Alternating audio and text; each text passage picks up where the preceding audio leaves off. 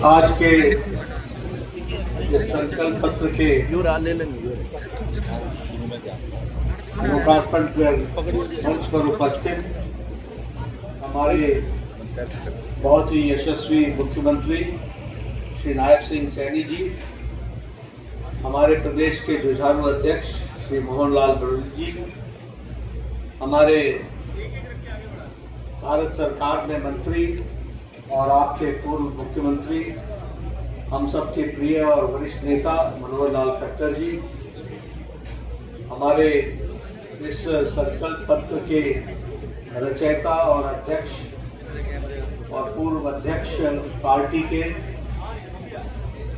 हमारे ओम प्रकाश धनखड़ जी, भारत सरकार में मंत्री राव इंद्रजीत सिंह जी, भारत सरकार में मंत्री श्री कृष्णपाल जी, हमारे संसदीय बोर्ड की सदस्या बहन सुधा यादव जी, कुलदीप बिश्नोई जी, हमारे संयोजक चुनाव संचालन समिति के, हमारे वरिष्ठ नेता और मेरे बड़े भाई रामविलास शर्मा जी, रामचंद्र जांगड़ा जी, हमारे राज्यसभा के सदस्य सुभाष बरामा जी, बहन रेखा शर्मा जी, सम्मानित मंच और यहाँ उपस्थित हरियाणा के सभी वरिष्ठ पत्रकार बंधु सज्जन वृंद, मुझे ये सौभाग्य मिला है कि मैं आज हरियाणा की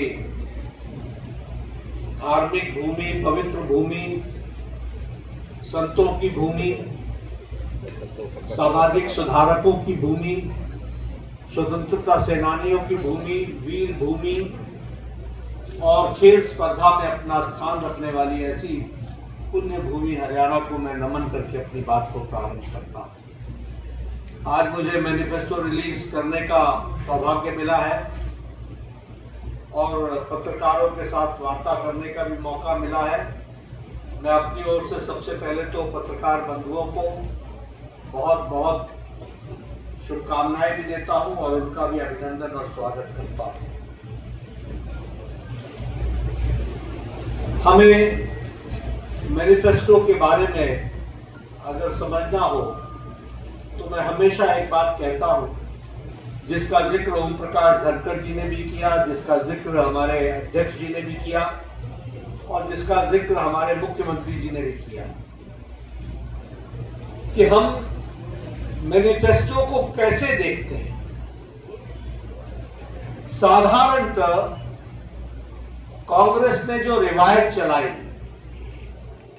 उसमें मैनिफेस्टो या संकल्प पत्र को लोगों की नजरों में एक डाइल्यूटेड डॉक्यूमेंट बना दिया।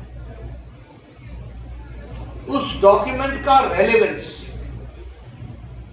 कांग्रेस ने और कांग्रेस की संस्कृति ने लंबे समय में उसकी इस रेलेवेंस को समाप्त कर दिया।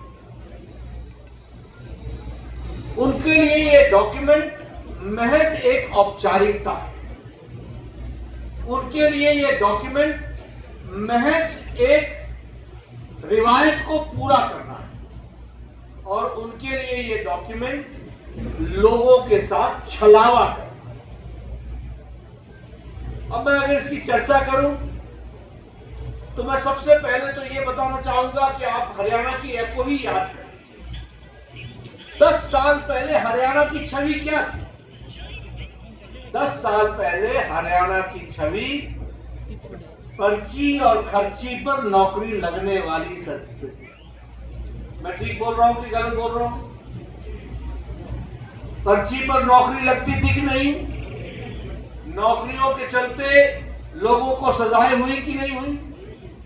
जो सत्ता में बैठे थे वो तकलीफ में आए कि नहीं आए? उसी तरीके से अगर आप देखिए तो हरियाणा जमीनों के घोटाले के लिए जाना जाता है। तो अगर हम उन पार्टियों की चर्चा करें तो उनका मैनिफेस्टो, रियल मैनिफेस्टो तो ये था, जमीन का घोटाला, औने पौने दाम में जमीन को लेना और उससे मुनाफा कमाना, किसानों की जमीन को हड़पना और उसके लैंड यूज को बदलना। ये सारी, आप बताइए 10 साल पहले भ्रष्टाचार की छवि थी कि नहीं सरकारों की? हरियाणा की हर सरकार भ्रष्टाचारी कहलाती थी। इसलिए आज जब हम संकल्प पत्र की बात करते हैं, जिसका मैं अभी विस्तृत विवरण रखूंगा ताकि आपके ध्यान में आए कि हमारे लिए मैनिफेस्टो या संकल्प पत्र यह कितना महत्वपूर्ण है।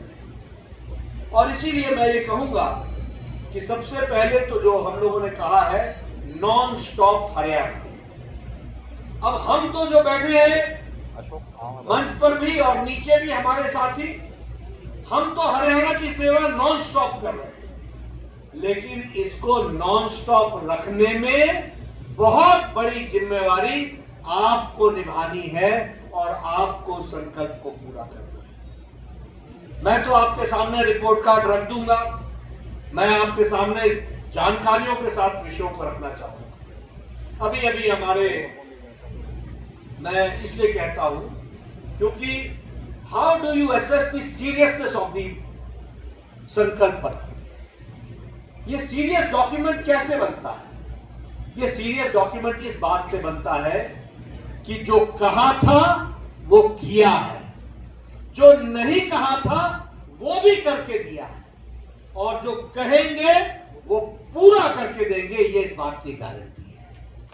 और इसीलिए मैं इस रिपोर्ट कार्ड की बात करता हूं और आपको साफ निकलेगा कि हरियाणा बदला है और फर्क साफ है, क्लैरिटी के साथ है। और जब मैं इसकी चर्चा करता हूं तो पत्रकार बंधुओं से मैं निवेदन करता हूं कि वो मेरे आंकड़े नोट करें।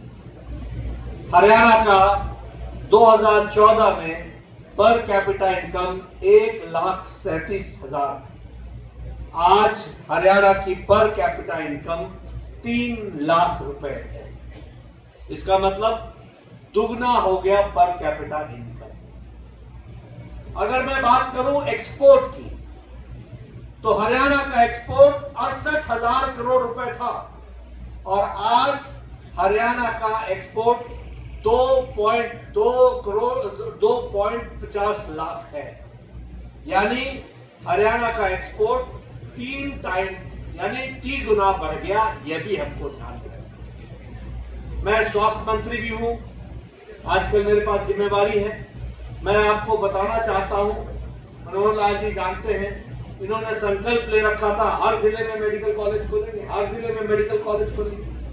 7 मेडिकल कॉलेज होते थे, आज 15 मेडिकल कॉलेज हैं और यह भी दुगना हो गया है, दुगने से ज्यादा हो गया। यह भी आपको ध्यान रखना। हमारे मेडिकल कॉलेज की सीट 700 होती थी, आज मेडिकल कॉलेज की सीट्स 2185 हैं। और जब मैं 2185 बोलता हूं तो यह भी आप ध्यान रखिए कि यह तिगुना हो गया, ट्रिपल हो गया। यह भी हमको ध्यान रखना। जो बिजली 24 घंटे गांव में आने की बात थी, 2014 में पत्रकार बंधु नोट कर ले, हरियाणा में 538 गांव में 24 घंटे बिजली थी और आज 68,000 गांव में बिजली 24 घंटे है।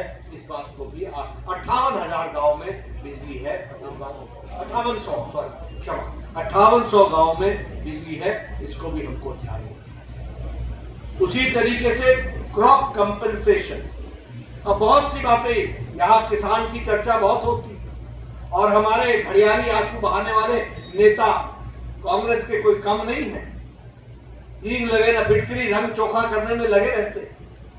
ऐसे ऐसे नेता हैं जो किसानों की बात करते हैं।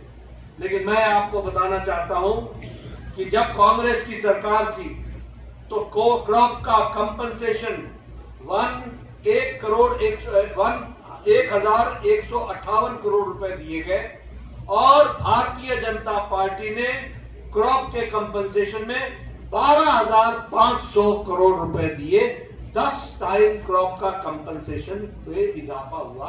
ये आप ध्यान रखें। इसलिए किसानों के चिंतक जो बनते हैं, आंकड़ों में कहां दिखते हैं, ये भी आपको समझ लेना चाहिए। उसी तरीके से क्रॉप डैमेज के जो कंपनसेशन है वह 6,000 प्रति एकड़ था, उसको आज बढ़ा करके 15,000 प्रति एकड़ कर दिया गया, 2.5 गुना बढ़ा दिया गया। ये हमारे क्रॉप का इसलिए किसानों के हित चिंतक कौन रहा है, इसका विश्लेषण हमारे पत्रकार बंधु जरूर करें। ओल्ड एज पेंशन तिगुनी कर दी गई, 1000 होती थी, आज 3000 है। उसी तरीके से एमएसपी जो सिर्फ 8 क्रॉप्स पर मिलती थी, 8 क्रॉप्स, ये किसान के हित चिंतक, ये किसान के हितैषी बरसों से 8 से ज्यादा फसलों पर एमएसपी नहीं देते थे। आजकल एमएसपी की गारंटी मांगने फिर रहे हैं। इनको मैं बताना चाहता हूं कि ये हमारी सरकार थी जिसने आज 24 फसलों पर, 24 क्रॉप्स पर उसके लिए एमएसपी देना निश्चित किया है और उसको आगे बढ़ाया है। ये बात भी हमको ध्यान में रखना चाहिए। इसलिए जो कहा था, वो जो नहीं कहा था, वो भी करके दिया। मैं यहाँ आपके सामने बताना चाहता हूँ, जिसके बारे में इन्होंने हमारे सैनी साहब ने आपको बता दिया कि हमने 100% अपना 2014 का और 2019 का मैनिफेस्टो लागू करने के बाद हम आपके सामने हाजिर हुए। ये रिपोर्ट कार्ड की संस्कृति ये किसने सिखाई? मैं पत्रकार बंधुओं से पूछना चाहता हूं। 10 साल पहले आपने देखा था किसी नेता को रिपोर्ट कार्ड रखते हुए? 10 साल पहले किसी को देखा था आपने कोई आंकड़े रखते हुए? लेकिन आज हम आपके सामने रिपोर्ट कार्ड रखते हैं। और इसीलिए मैं आपको बताना चाहता हूं कि आज हर खेत को पानी स्कीम के तहत हमने हर एक एग्रीकल्चरल लैंड को आज सिंचित कर दिया है, 100% इरिगेटेड कर दिया है। ये बदलता हरियाणा है जिसको हमको समझना है। ये किसान की तस्वीर और तकदीर बदलने का काम किया है। इंटरेस्ट फ्री एग्रीकल्चर लोन जो है वो 3 लाख फार्मर्स को, तो 3 लाख फार्मर्स को दिया जाएगा, उसकी भी व्यवस्था की गई है। उसी तरीके से ये जब मंडी में जाते हैं तो उनको 10 रुपए की थाली भोजन की मिल सके, इसकी भी व्यवस्था की गई है। अगर मैं इंफ्रास्ट्रक्चर की बात करूं तो Delhi Sonipat Panipat regional rapid transport system इसको शुरू कर दिया गया है। और उसी तरीके से भारत का पहला एलिवेटेड रेलवे लाइन वह आपके शहर रोहतक में बनी है, इसको भी हमको ध्यान में रखना चाहिए। उसी तरीके से हिसार को एयरपोर्ट बनाया गया है, दिल्ली के लिए, जयपुर के लिए, जम्मू के लिए, देहरादून के लिए यहां से एयर सर्विस शुरू हुई है। और 1000 से ज्यादा खेल नर्सरी बनाई गई और हरियाणा स्टार्टअप मिशन को भी प्रारंभ किया गया। अगर मैं महिलाओं की बात करूं तो विवाह शगुन योजना में एनुअल इनकम जो थी उसको 1.8 लाख तक बढ़ा दिया गया ताकि ज्यादा से ज्यादा हमारी बहनें उसमें कवर हो सके, उस बात को किया गया है। प्रधानमंत्री मोदी जी ने हरियाणा प्रदेश के लिए टैक्स डिवोल्यूशन में 4 गुना बढ़ा दिया और 76,000 करोड़ रुपए आपको टैक्स डिवोल्यूशन में हरियाणा को दिए गए। उसी तरीके से ग्रांट्स इन एड में 3.5 गुना बढ़ा दिया गया, आपको 70,000 करोड़ रुपए उसमें भी दिए गए। स्मार्ट सिटी में फरीदाबाद को और करनाल को 15,000 करोड़ रुपए दिए गए, इसकी भी व्यवस्था की गई। और जल जीवन मिशन में आपके लिए हर घर को नल दिया जाए, इसकी सुव्यवस्था हरियाणा की सरकार ने किया। जो कहा था वो करके दिया है। आज मुझे खुशी है ये बताते हुए, इंफ्रास्ट्रक्चर की बात कर रहा हूं। मैं पौने 10 बजे अपने घर से निकला और 11:30 बजे मैं रोहतक पहुंच गया। कभी 10 साल पहले कल्पना की थी क्या? कभी कल्पना की थी 4 घंटे लगते? ये फर्क साफ है जिसको हमको समझना चाहिए। आज आईआईटी दिल्ली का फाउंडेशन स्टोन रखा गया है। आपके यहाँ कैंसर का सेंटर, एम्स का एक्सटेंडेड बिल्ड प्रोग्राम वो झज्जर में किया गया है। उसी तरीके से योगा और नेचुरोपैथी झज्जर में खोल दिया गया है। राव इंद्रजीत सिंह साहब यहाँ बैठे हैं, इनको पता है all India institute of medical sciences, आज वो रेवाड़ी में उसका काम शुरू कर दिया गया है। उसी तरीके से मेट्रो का गुड़गांव में 5,450 करोड़ रुपए की लागत से उसका भी स्टोन रख दिया गया है, उसको भी काम को शुरू किया गया है। हीरा में यानी हाईवेज, इंटरनेट, रेलवेज और एयरपोर्ट्स में हम आगे बढ़े हैं। Delhi Mumbai expressway, Delhi Amritsar Katra expressway, Ambala Kotputli corridor, Amritsar Bathinda Jamnagar है, ये सारे एक्सप्रेस वे हरियाणा के थ्रू होकर के जा रहे हैं और हरियाणा के जीवन में मूल चूल परिवर्तन करने में बहुत बड़ा योगदान है, अमूल परिवर्तन करने में बहुत बड़ा योगदान है। इसको भी हमको समझना चाहिए। रेलवे में आज आपका इलेक्ट्रिफिकेशन 100% हो गया। रेलवे का बजट हरियाणा में 9 टाइम्स बढ़ा दिया गया है और उसी तरीके से western dedicated freight corridor Rewari से लेकर मदर तक इसका भी बनाने का काम चला है। तो इस तरीके से ऑप्टिकल फाइबर में 6000 गांवों को जोड़ लिया गया, 6000 विलेजेस को ये पहुंचा दिया गया और हिसार का जैसा मैंने बताया एयरपोर्ट को ऑपरेशनलाइज कर दिया गया। इसलिए ये मैंने सारी बातें आपके सामने किस लिए बताई, इसलिए पत्रकार बंधु कि जब मैं आकर के आपके सामने हरियाणा का संकल्प पत्र रखता हूं तो आप ये ध्यान में रखिए, जैसा ओम प्रकाश धनखड़ ने कहा, this is a very serious document and this is the commitment. ये हमारा संकल्प है, ये हमारा कमिटमेंट है कि भारतीय जनता पार्टी की सरकार समयबद्ध तरीके से अगली बार जब आपके पास आएगी तो इन सारे वायदों को पूरा करके आएगी। इस बात को हम ध्यान में रखेंगे और इसीलिए हम लोगों ने तय किया है कि सभी महिलाओं को लाडो लक्ष्मी योजना के तहत वित्तीय सहायता प्रदान करने के लिए प्रति माह 2100 रुपए का 2100 रुपए का सहायता प्रदान की जाए। उसी तरीके से IMT खरगोदा के तर्ज पर 10 अत्याधुनिक यानी मोस्ट मॉडर्न इंडस्ट्रियल शहर बनाए जाएंगे और 50,000 से ज्यादा युवा जो आसपास के गांव के होंगे उनको उद्यमियों से बातचीत करके उनको वहां पर रोजगार दिया जाएगा, उनको रोजगार दिया जाएगा, इसकी व्यवस्था की जाएगी। इसी तरीके से चिरायु आयुष्मान में जो आपको 5 लाख रुपए प्रति वर्ष मिलता है उसको 10 लाख रुपए कर दिया जाएगा, प्रति वर्ष 10 लाख रुपए आपको दिया जाएगा।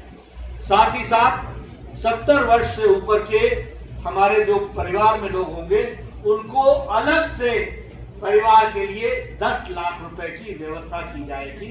यदि 1 हो 2 हो उनको 5 लाख रुपए की व्यवस्था उनके लिए अलग से की जाएगी, ये व्यवस्था की जाएगी। MSP में 24 फसलों की MSP जारी रहेगी, उसको जारी रखेंगे। उसी तरीके से हम 2 लाख युवाओं को बिना खर्चे के और बिना पर्ची के बिल्कुल ट्रांसपेरेंट तरीके से गरीब का गांव का बेटा रोजगार लग सके, सरकारी नौकरी देने का काम 2 लाख लोगों को देंगे, इसकी हम व्यवस्था। उसी तरीके से हम 5 लाख युवाओं को अन्य रोजगार के साधन मुहैया कराएंगे और उसके लिए नेशनल अप्रेंटिसशिप प्रमोशन स्कीम के तहत मासिक रूप से मंथली उनको स्टाइपेंड उपलब्ध कराएंगे और उनको हम 5 लाख युवाओं को हम रोजगार के अवसर पैदा करेंगे। हम शहरी और ग्रामीण इलाके में 5 लाख आवास उपलब्ध कराएंगे, 5 लाख आवास बनेंगे शहरी और ग्रामीण में, ताकि हमारे BPL और हमारे जो सोशियो इकोनॉमिक कास्ट सेंसस के दायरे में आने वाले लोग हैं उसमें कोई भी व्यक्ति बिना पक्के छत के न रहे, इसकी हम व्यवस्था करेंगे, इसको हम पूरा करेंगे। हम सरकारी अस्पतालों में मुफ्त डायलिसिस की व्यवस्था करेंगे। अब कोई भी हरियाणा का व्यक्ति डायलिसिस की व्यवस्था से बाहर नहीं रहेगा, उसको सरकारी व्यवस्था में डायलिसिस देंगे और हम सरकारी अस्पताल और प्राइवेट में भी फ्री डायग्नोसिस की सुविधा देंगे, फ्री उसका इलाज के डायग्नोसिस की व्यवस्था करेंगे, इसको भी हम पूरा करेंगे। उसी तरीके से हम ओलंपिक्स के लिए नर्सरीज क्रिएट करेंगे हर एक डिस्ट्रिक्ट में, हर एक डिसिप्लिन के लिए, और हम हर घर गृहिणी योजना के तहत अंत्योदय के BPL परिवारों के लिए 500 में LPG का सिलेंडर प्रदान करना जारी रखेंगे ताकि बीपीएल और हमारे जो गरीब तबके के लोग हैं उनको 500 रुपए में सिलेंडर मिल सके, इसकी व्यवस्था करेंगे। कॉलेज जाने वाले हमारी अव्वल बालिका योजना के तहत महिला छात्राओं को हम स्कूटी का अरेंजमेंट करेंगे, उनको हम स्कूटी देंगे, इसकी हम व्यवस्था करेंगे। एक बहुत महत्वपूर्ण योजना अग्निवीर योजना में हरियाणा सरकार उनको सरकारी नौकरी की गारंटी देगा और उनको सरकारी नौकरी में अग्निवीर योजना में जोड़ेगा। उसी तरीके से केएमपी के साथ साथ ऑर्बिटल रेल कॉरिडोर का निर्माण पूरा करेंगे और पलवल, झज्जर, बहादुरगढ़, खरखौदा से चंडीगढ़ और मथुरा तक वंदे भारत ट्रेन को शुरू करेंगे, इसको हम पूरा करेंगे। इसी के साथ साथ रैपिड रेल ट्रांसपोर्ट सिस्टम में दिल्ली से पलवल, दिल्ली से धारूहेड़ा, दिल्ली से रोहतक, दिल्ली से पानीपत, इसको भी केंद्र सरकार के सहायता से इसको हम शुरू करवाएंगे। इंटरसिटी एक्सप्रेस मेट्रो सर्विस बाटा चौक फरीदाबाद से